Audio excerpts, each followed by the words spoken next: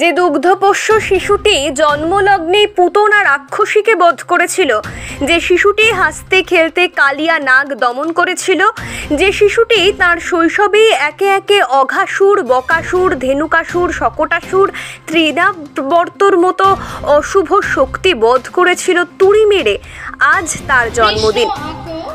দুর্দণ্ড প্রতাপ অত্যাচারী শাসক কংসকে হেলায় বধ করেছিল যে শিশুটি, আজ তার শুভ জন্মদিন।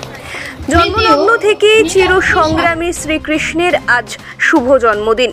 বিশ্ব হিন্দু পরিষদের ৬০তম স্থাপনা দিবস উদযাপন উপলক্ষে শ্রী শ্রী কৃষ্ণ জন্মাষ্টমী মহোৎসব পালিত হল রায়গঞ্জ বিশ্ব হিন্দু পরিষদ কার্যালয়ে। দূর দূরান্ত থেকে ভক্তবৃন্দ আসেন আজকের এই অনুষ্ঠানে। সারাদিন বিভিন্ন অনুষ্ঠানের মধ্যে দিয়ে আজকের অনুষ্ঠান পালিত হয়। ভক্তদের মধ্যে খিচুড়ি প্রসাদ বিতরণ করা হয়। বিজয় কৃষ্ণ তালুকদার হিন্দু পরিষদের জেলা সভাপতি কি জানালেন জন্মাষ্টমী নিয়ে, শুনব বিস্তারিত।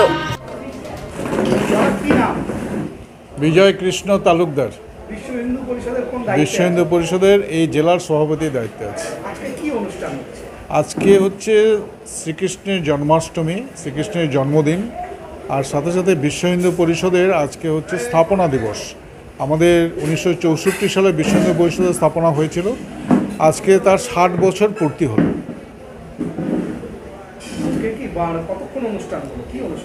আজকে সকাল থেকে বিভিন্ন অনুষ্ঠান চলছে, কিছু প্রতিযোগিতামূলক অনুষ্ঠান ছিল। কৃষ্ণ সাজো, বাচ্চাদের 10 বছর বয়স অবধি কৃষ্ণ সাজো প্রতিযোগিতা, তাতেও প্রায় 30 জন অংশগ্রহণ করেছে। এরপরে কৃষ্ণ আঁকো, দুটো গ্রুপে কৃষ্ণ আঁকো প্রতিযোগিতা। এরপরে শঙ্খধ্বনি, উলুধ্বনি মায়েদের, এই সমস্ত প্রতিযোগিতা ছিল।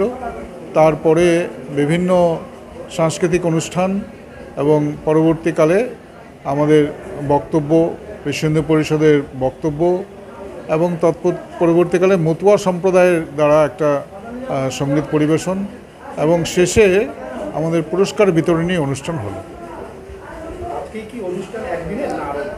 আজকের দিনে একদিনই অনুষ্ঠান, জন্মাষ্টমী আমাদের একদিনের অনুষ্ঠান।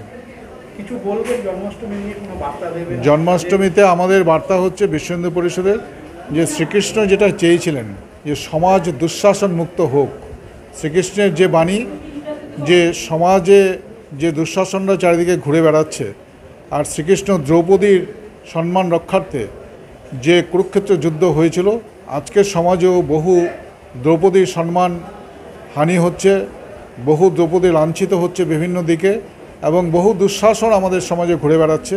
সেই দুঃশাসনদের তাদের যে আধিপত্য সেটা খর্ব হোক এবং দ্রৌপদীরা যেন তারা নির্ভয়ে এই সমাজে তারা বাস করতে পারে, এই বার্তা আমরা দিচ্ছি।